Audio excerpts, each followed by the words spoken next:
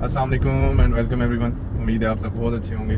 ईद के बाद कोई ऐसा मौका नहीं मिला वीडियो बनाने का, और अब आके वीडियोस कुछ दो चार टॉपिक्स थे डिफरेंट जिन पे वीडियोस बनानी थी, बट अभी करंट जो टॉपिक चल रहा है वो सारी दुनिया को ही पता है, जो ईरान इसराइल वॉर चल रही है।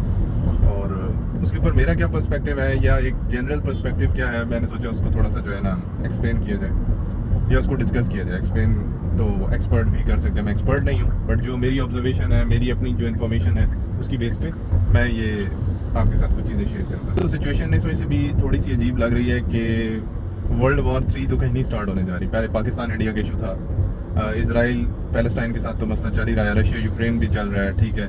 अब ईरान और इसराइल की डायरेक्ट वॉर स्टार्ट हो चुकी है, ठीक है, हालांकि दोनों कंट्रीज इतने डिस्टेंस में हैं। अब सिचुएशन थोड़ी सी समझाने की ये है कि अगर आप वेस्टर्न मीडिया देखो ना, तो उसमें तो आपको 100% ऐसे लगता है कि जो एग्रेसर है या जो गलती पे है ना वो ईरान है, और इसराइल जो है वो विक्टिम है, उनका तो कोई कसूर नहीं है। लेकिन इन एक्चुअल ऐसा नहीं है। अगर आप लास्ट थर्सडे से देखें ना, तो first as an aggressor attack किसने किया? इसराइल ने किया, ठीक है। उनकी मतलब ये इसराइल क्लेम कर रहा है पिछले 40 ईयर से कि ईरान जो है वो न्यूक्लियर बॉम्ब्स बना रहा है, तो न्यूक्लियर फैसिलिटीज़ को अटैक करने की कोशिश की, और फिर ईरान ने उसका रिस्पॉन्स दिया। और अब ये कंटिन्यूसली जो है थर्सडे से लेके आज मंडे है, 4-5 दिन से लगातार जो है चल रहा है, रात दिन। इधर से मिसाइल्स अटैक हो रहे हैं, वहाँ से एयर अटैक्स हो रहे हैं, तो मुख्तलिफ दोनों तरफ ही लॉस दोनों तरफ हो रहा है। और पहले अटैक में ईरान का बहुत ज़्यादा लॉस हुआ, जिसमें उनकी टॉप मिलिट्री लीडरशिप और कुछ साइंसदान और जनरल पब्लिक भी बहुत ज़्यादा लोग शहीद हुए। सेम अब इसराइल के लोग भी मर रहे हैं। तो सिचुएशन अजीब सी है। एक चीज़ समझ नहीं आती कि वेस्टर्न मीडिया क्या पोर्ट्रे करना चाह रहा है, इसराइल को क्यों विक्टिम दिखा रहा है जबकि स्टार्ट होने लिया है। और इसराइल कैसे डिसाइड कर सकता है कि किस कंट्री के पास न्यूक्लियर फैसिलिटीज़ होंगी, न्यूक्लियर वेपन्स होंगे और किसके पास नहीं होंगे, जबकि इसराइल के अपने पास हैं। ईरान ने फिर भी एनपीटी साइन किया हुआ, एक ट्रीटी है न्यूक्लियर्स को लेके, वो ईरान ने साइन किया हुआ है, इसराइल ने साइन नहीं किया हुआ। इसराइल ने जो इंटरनेशनल एजेंसी है न्यूक्लियर्स को डील करती है, एक तो एनपीटी नहीं साइन किया हुआ, फिर अपने कंट्री में अलाउ भी नहीं करते इंस्पेक्शन के लिए। इसराइल के पास न्यूक्स हैं, न्यूक्स मतलब न्यूक्लियर वेपन्स हैं, डिक्लेयर्ड नहीं है बट इसराइल के पास हैं, ठीक है। तो अजीब सी सिचुएशन है। सेकेंडली इसराइल जो है ना वो मिडल ईस्ट के अंदर ना एक वो क्या बोलते हैं, बदमाश बनने की कोशिश कर रहा है। पहले पैलेस्टाइन पे जो है अटैक किया है वहाँ पे, क्योंकि वहाँ पे आगे से कोई भी डिटरेंस नहीं थी, कोई भी रिस्पॉन्स नहीं मिला, तो वहाँ पे उसके लिए आसान थी चीज़ें करना। सीरिया, शाम, वहाँ पे भी अटैक होते रहते हैं। वो तो ये है कि अमेरिका ने पहले ही उनकी तबाही कर दी है, सारा कुछ हो चुका है। अब आके ईरान के ऊपर देखें, अगर ईरान हो जाता है ना तो ये पूरा एरिया ही जो है ना ऑलमोस्ट इसराइल के इन्फ्लुएंस में आ जाएगा। लेकिन ईरान ने बहुत हद तक जो है रिस्पॉन्स दिया है, अपनी कैपेबिलिटी से ज़्यादा दिया है।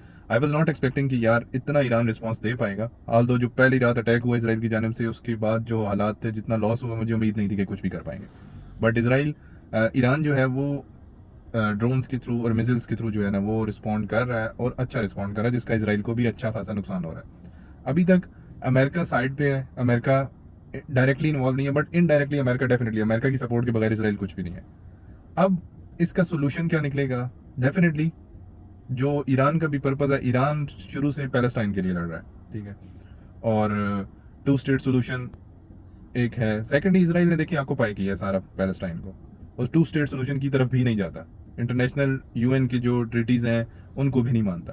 तो अब ईरान पे आके अटैक करना, ईरान को छेड़ना, ईरान बहुत बड़ा कंट्री है, अभी वो रिस्पॉन्ड कर रहे हैं, लेट्स सी चीज़ें किस तरफ जाती हैं, बट मुझे चीज़ें वर्स्ट होती दिखाई दे रही हैं और ये चीज़ें बढ़ती ही जाएंगी। खैर कल एक वीडियो क्लिप था, एक इंटरव्यू था नेतन्याहू का सुनने का, वो भी इत्तेफाक हुआ, उसमें उसने पाकिस्तान का भी जिक्र किया। खैर इसराइल को भी आइडिया नहीं है पाकिस्तान का नाम ना ही ले तो बेहतर है, और पाकिस्तान के साथ जिस दिन वास्ता पड़ा इसराइल का डायरेक्ट, उस दिन इसराइल को भी लग समझ जाएगी। पाकिस्तान जो है ना वो पैलेस्टाइन है ना सीरिया है, इवन ईरान भी नहीं है, ठीक है। ईरान बड़ा कंट्री है, लेकिन ईरान के ऊपर जो पाबंदियां थी ना उसकी वजह से उसकी कैपेबिलिटी बहुत कम है। अगर ईरान के पास एक स्टेबल एयरफोर्स होती तो अभी तक इसराइल की तबाही हो चुकी होती। सारा मसला ये है कि उनके पास एयर पावर नहीं है, वो मिसाइल्स और ड्रोन्स के थ्रू अटैक करें, क्योंकि बीच में 2 कंट्रीज हैं। और मुझे सबसे ज़्यादा हैरत होती है जॉर्डन के ऊपर, ईरान से अटैक होता है तो वो उस चीज़ को जो है गिरा रहे हैं, मिसाइल्स को जो है इंटरसेप्ट कर रहे हैं, ड्रोन्स को इंटरसेप्ट करें कि हमारी एयर स्पेस यूज़ हो रही है। लेकिन जब इसराइल से मिसाइल्स या उनके फाइटर जेट्स क्रॉस करते हैं तो जॉर्डन कुछ नहीं कहता। अजीब मंतक है इनकी भी, और अजीब दोगलापन है, मतलब मुनाफिकत की इंतहा जो है ना वो जॉर्डन कर रहा है। खैर उस चीज़ का सोल्यूशन भी with the passage of time निकल आएगा। बाकी पाकिस्तान को ना छेड़े तो वो बेहतर है, लेकिन मेनली पीस की तरफ ही जाना चाहिए। ह्यूमन लाइफ जो है वो बहुत इंपॉर्टेंट है।